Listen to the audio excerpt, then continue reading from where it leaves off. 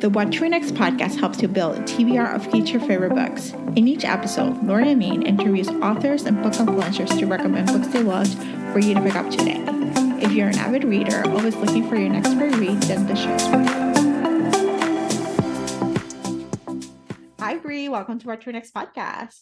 Hello. Thank you for having me again. So happy to have you back. So tell us what you've been up to.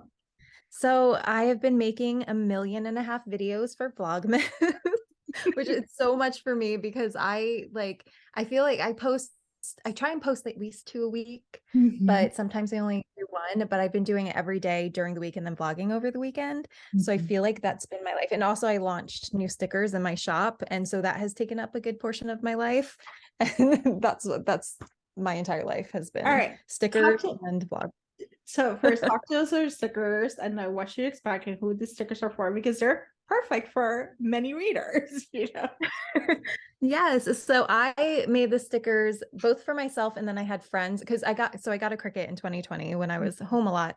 And I was like, I need to make myself stickers for my reading journal. And so I have a ton of romance specific stickers for my reading journal. And I do like vinyl stickers and different sticker sheets too, but I have a bunch of like trope stickers. So each sticker has a different trope on it.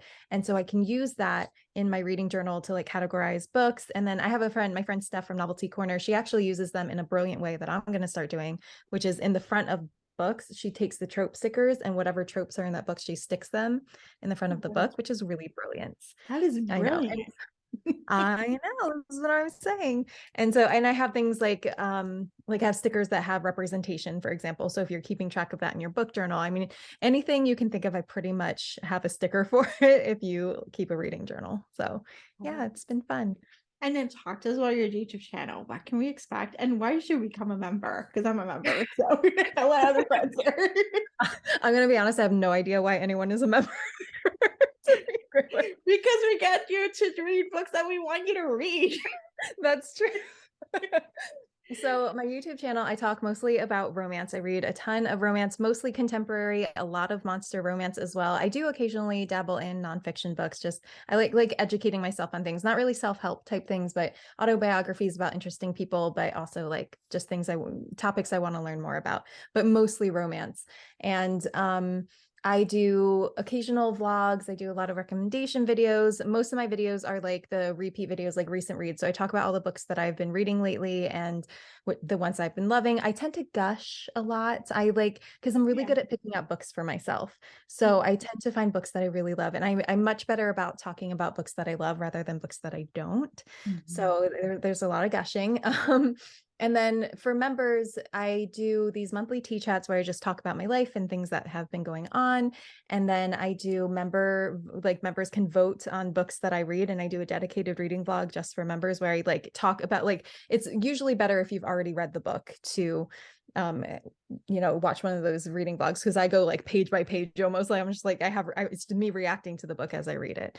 And yeah, I mean, and then we do members lives and we're doing a movie night soon, so there's all that type of stuff. Oh, exciting. So if you're a booktuber, you should check out Bree.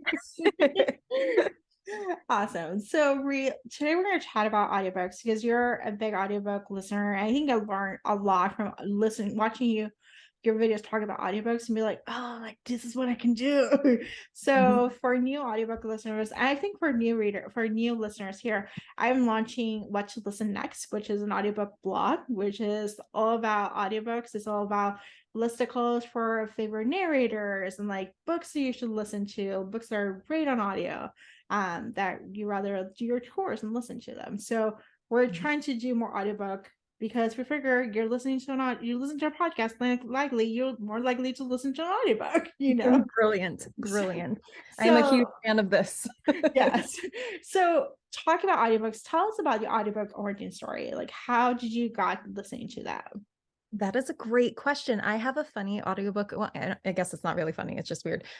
So gosh, because I'm old. So it was maybe, God, how long ago was it? Like 12 years ago, 15 years ago or something. I listened to my first audiobook, and it was on audiobook on CDs. that you had like a book of them for one Yeah. book, because the books were so long, and it was Blood and Chocolate, I'll never forget, which is a YA paranormal shifter romance. And you would have to, like, it wouldn't save your spot, and I would listen to it in the car, so like I'd have to like skip ahead to where I was, but like you literally had a book of CDs. And I didn't even know that audiobooks were a thing until I saw them in the library once. I'm like, what are these? I used to ignore them. I thought they were just CDs or DVDs or something. But when I saw that, I was like, oh my gosh, these are books. And like I can listen to it in the car because, and children, don't try this at home, when I would be reading a book and be obsessed with it, I would be reading at stoplights Yes. because I didn't want to put it down. So I'd be like reading and then put it down and then read and put it down. I'm like, wait, I can listen to an audiobook while I'm driving. And so that was my audiobook origin story, was Blood and Chocolate. And then I watched the movie, by the way, and they changed so much in it, and the movie was terrible. But yes. I love this. I love that you were the OG and the OG level, Yes. it was CDs. It was CDs. It used Yes. to be books and tape. It used to be cassettes before Yeah. that, Well, and you know what? I also had, because I would only get my audiobooks from libraries because I didn't know how else to get them. They were so expensive to buy. They were like Yeah. $40 to buy them. But they also, in the library, you could borrow, like, it was almost like a little like device that had it loaded on, like had the audiobook loaded onto it, and it was only one audiobook on it, and like you'd hook up your headphones to it, so you could rent that little device, and it just Ooh. had one audio. I know, it's like so weird. I don't think they exist anymore. I don't even know what they're called, but I used to get those too. Gosh, I love this. So And weird. so how did you evolve into where you are right now? Well, when I first started listening to audiobooks, I only, aside from Blood and Chocolate, the only audiobooks I would let myself listen to was ones that I've physically read before, because I was afraid that I couldn't pay attention to it or something. So I would only reread audiobooks. And it really was maybe only like 5 or 6 years ago that I started like majority listening to audiobooks on books that I hadn't read before. And it just like I feel a little bad because I used to be so hardcore about physical books. Like I loved the smell of books and the feel of books and seeing the font, and just like I love the aesthetic of books. But once I started getting into audiobooks, it was all downhill from there, because it's just so easy. And as my life got busier, I had kids, I'm working full time, I have a husband, my life got busy, and the only way I can read now is audiobooks. And also, for those who don't know, I have multiple sclerosis, and I had a flare up that gave me optic neuritis, and I injured it messed up my optic nerve. So physically reading is very difficult for me now, because my eyesight is all messed up. I get double vision a lot, and I get a lot of pain there. So audiobooks has seriously like saved my life, because I wouldn't be able to read nearly as much if it Yeah, wasn't for them. it's amazing. And so Mhm. when do you read your audiobooks? Like what places, Everywhere, all the time. I am like, so back before there was the accessibility of being able to order groceries online, I was that person who would have her headphones in at the grocery store listening to a very raunchy sex scene while buying grapes. Like that was like, I would be listening to these raunchy scenes and like smiling at people. I listen to it like any moment that I possibly can. I'm listening to an audiobook. I have a job, I'm a designer, so I have a job where I don't really have to read a lot or like comprehend things that way. So I love listening while I'm designing. So I listen almost all day, every day. So how many books do you listen to? Like, Um, lately I've been listening to more podcasts lately, actually. okay. So my audiobook reading has gone down a little bit because of that, but I can usually read 1 to 2 books a day, but it just depends on if I'm on a roll or not. And sometimes I also watch like YouTube videos, like my friends' videos and stuff too. Yeah. So that takes up some of the time that I would be reading, but it just depends. If I'm in like my reading era, then it's like 2 books a day. And what speed do you read to listen to? So that's also weird. My brain, so I got to a point where I was reading at like 3 times speed. And Mhm. then like, I don't know. I think it's like my reading era, because I'm down to 2 times speed. I cannot Okay. listen to it any less than 2 times speed, because it seems Yes. like we're talking Yeah. backwards. It's so slow. Yeah. But yeah. And then where do you get your audiobooks? So talk about the different services, because there's multiple services now. We're no longer in the CD era. We're like in the abundance mindset. I am no longer listening to CDs, friends. I finally graduated. Every service ever I have, I subscribe to all the services. So I have Libby, which is through my library, but little tip for those who may not know, you can get out of state library cards, and I have like 6 of them. And so it's great because my local library is terrible. They don't have a great selection whatsoever. However, there are some great ones, like Fairfax has a really good one. Miami-Dade. I think. Did you tell me? You told me I about. did tell you about Miami-Dade. Yeah. Yeah, Did you get told me. Tampa? I got Tampa. I was able to get Tampa. Yes, thank you. I'm not moving out of Tampa because of that reason. The library is so good. They have a great selection, and they give you a lot of Hoopla borrows too, which is nice. And that's the other one is Hoopla. I get a ton of them from Hoopla. Hoopla has a really great selection, especially for indie books, like indie authors. There's great indie author selection. I also listen to Scribd, which is probably the most like mysterious of all of them, because you don't know how many borrows you get. You just randomly are cut off one day, and you don't know like how long the books are going to be. It's so mysterious. Like nobody knows. But luckily, like when people use my link, I'm able to get like, it gives me like a month free or something. So that's nice. But I would pay for it anyway, because I have a great selection. Like they have newer books. They have books that they're books that if you find in a Hoopla, you don't have Hoopla access, they have them in Scribd. I've noticed because I've seen the crossover. So if you're like, oh, I feel like I want to listen on Hoopla or I want to listen to Scribd, you can listen on Scribd. And the cutoff seems to be based on what publisher it does, like what kind of like, I've noticed that because if I read too many of this publisher, they get caught off from that publisher, but then I have opened up these other publishers. So I don't know. That's just my theory. It's based on the publisher. Right. It could be some other theories. I know there's theories that you should not save the book, like there's ways you can avoid the getting caught off,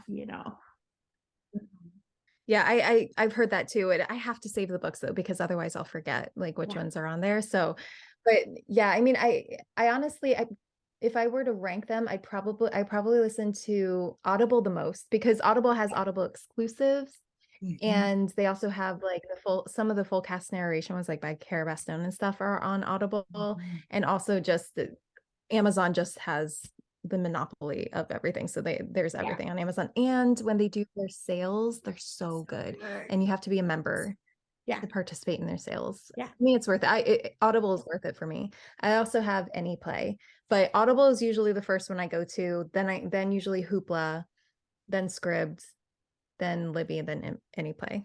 Okay, so I tried AnyPlay, but I couldn't deal with like 1.75.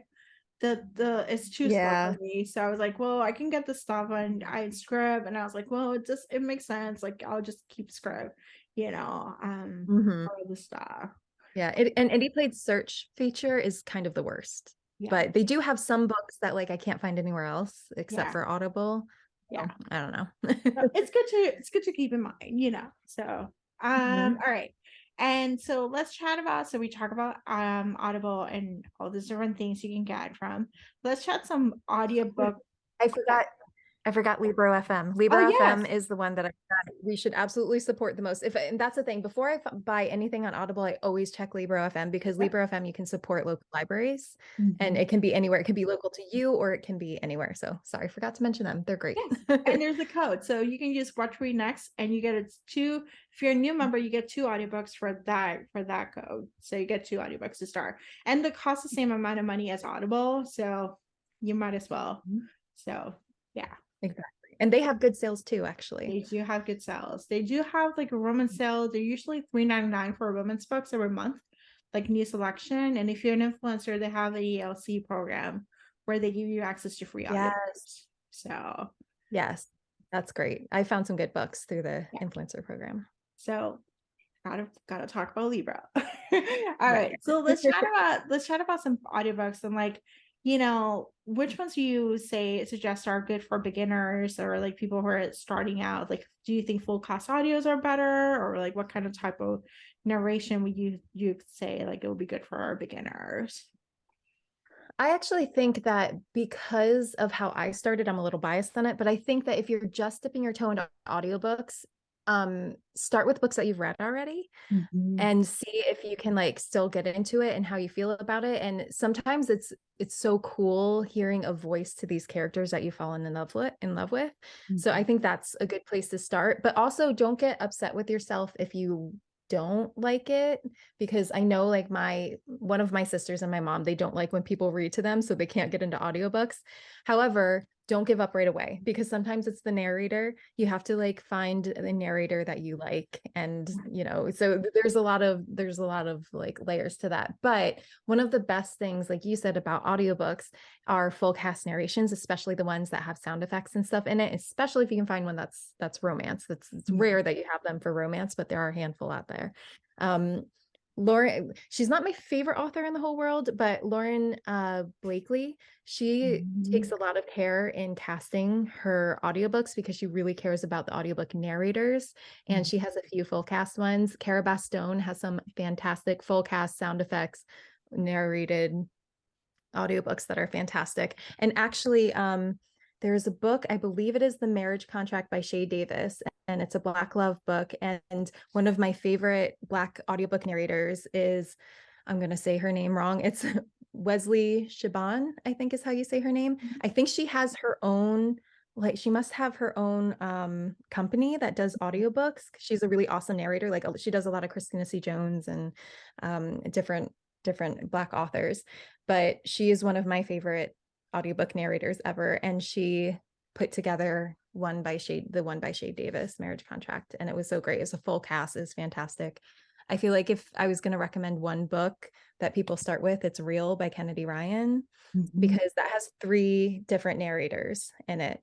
And there's one for like an actor, and then there's one for each of the main characters. I had that audiobook. I did buy it on an Audible sale. So, So good. I think I'm gonna bump it up, It's worth it. Awesome. So do you have any books to recommend our listeners to pick up? You Any mentioned a couple of them, but yeah, any other ones, whether books specifically? Okay, so if you like dark romance, Trisha Wolfe is probably one of my favorite dark romance authors of all time. And I had read her books physically because she didn't have, or on ebook because she didn't have audiobooks originally. And then a few years ago, she came out with audiobooks. When I tell you, I almost drove off the road when I listened to With Visions of Red by Trisha Wolfe, because it was the first time I ever heard the male narrator in that one, Christian Fox. His voice was so perfect for the hero in it. And it's a dark romance, but his voice, it's almost similar to, if you're familiar with audiobooks, Zachary Weber. He's got a very low, smooth voice. He's got one of those type of voices, but it just fits so well for the character. And that's what I mean about, like, if you're just getting into it, if you love a book, try it on audio, because you might have a drive off the road moment with that. I adding this, and I'm adding Kristen Fox as someone to look for my recommendation. Yes. Yeah. And if you so I feel like if you like a strong female heroine, which I know you were talking about, you like strong female heroines, you will like the heroine in this one. Like, she goes through a lot of trauma, and there's a lot going on there, and it's also very, very dark, but it's so good. I'm adding this. Yeah. Your episode is gonna be one of those. So I'm like, okay, adding. Good. If I can influence you to do it. And you know what else? Another audiobook that's really good is, oh God, I'm gonna forget it. It's by C.D. Reese. It is King of Code. That series is really good. And I think Christian Fox narrates that one too. Yes. So if you're looking for another Christian Fox, King of Code, he narrates that one too. That whole series is great. White Knight, which is also in that series, is one of my favorite books. And that one is second chance romance. Like, in childhood, the hero and the heroine were like friends, and then they got together, but it was also class difference. Like, she came from a really wealthy family and he was very poor in it, and then their roles reverse when they're older. It's so swoony, and Christian Fox narrates that one. I think that series has 3 books in it. And Shane East or West, I always forget which one he uses for romance, but he narrates the last book in that series, which is really good. And then, like I said, the Cara Bastone books, if you want a good like full cast narration, that one's really good. Christina C. Jones, she's got a ton of books on audio, and she always gets the best. I mean, Jacoby Diem has an amazing voice. Emmanuel Ingram is another audiobook narrator who I'm just deeply obsessed with his voice. Yeah, so those are some of my favorites. I love this. I love this. If someone is like introducing to audiobooks, I'm like, yes, I know, like more to look forward to. Yes. So, what are you currently reading or listening to? So I actually just started. It's actually a thriller. It's The Butcher and the Wren. Speaking of podcasts, I listen to Morbid. I'm a true crime person. It's a quote unquote guilty pleasure. But I listened to the podcast Morbid, and one of the hosts wrote this book. I don't know if I'm going to finish it because I'm kind of like about it. And here's my problem: as a romance reader, reading thrillers, I'm always like romanticizing the characters, and you're in the point of view of the serial killer, and I'm like, is this going to be a romance? Serial killer romance? But I know it's not, so I'm going to be disappointed. There's no happily ever after on this. They might kill the character that you like. Exactly. And I feel like I might be very disappointed. And I know, like, and he's like really bad too, so I really shouldn't like him. But after reading like the Madly Darkly duet, which is also a really great audiobook by Trisha Wolfe, that's a serial killer and his psychologist romance. Super taboo, that's probably one of the darkest books ever. But after reading that one, now I'm just like, serial killers. Only in books, though, not in real life. Nobody should romanticize real life serial killers. I agree. I should have a serial killer list of 19 books I did compile because I was like, this is great. I think I read the Mindfuck series and I was like, oh my God, I need more serial killer. I wish that series was on audio. I know. I don't The author passed away, so I don't think it's gonna, so all right. And then so tell us where you can find you online. So I am on Instagram, which I update pretty regularly, and YouTube in Love and Words. In Love and Words everywhere. I don't really use Twitter anymore. I randomly downloaded one of the new apps that's supposed to take over for Twitter, but then I never look at it, so probably not even worth mentioning. But I am on Goodreads as well, though I am very bad at accepting friend requests because I never look at it. Like, I literally, when I go on Goodreads, I only ever will update what I'm reading, and I never really look at anything else. So I might be the worst friend on Goodreads. But catch me on Instagram if you ever want to chat about anything. Catch me on Instagram. Thank you, Bree, for being on the show. Of course. Thank you so much for having me anytime. If you enjoyed this podcast, feel free to share with friends, subscribe, rate, and review the show. This is the easiest way to support the podcast. For a list of books mentioned and other romance recommendations, please visit whattoreadnextblog.com. Did you know you can purchase audiobooks directly from your favorite local bookstore? With Libro.fm, you can pick up more than 250,000 audiobooks, including bestsellers and recommendations from real booksellers. You'll get the same audiobooks at the same price as the largest audiobook company, you know the name, but you'll be part of a different story, one that supports your local community. If you're new to audiobooks, there's a perfect way to squeeze into more reading into your busy life. Listen with the free Libro.fm app while you do your chores, walk your dog, relax at home. The What to Read Next podcast has a special offer for our listeners. Get 2 audiobooks on Libro.fm for the price of 1 with your first month of membership. Use code What to Read Next. This offer is only valid for new members in Canada and the US. Thank you so much for listening and have a great day.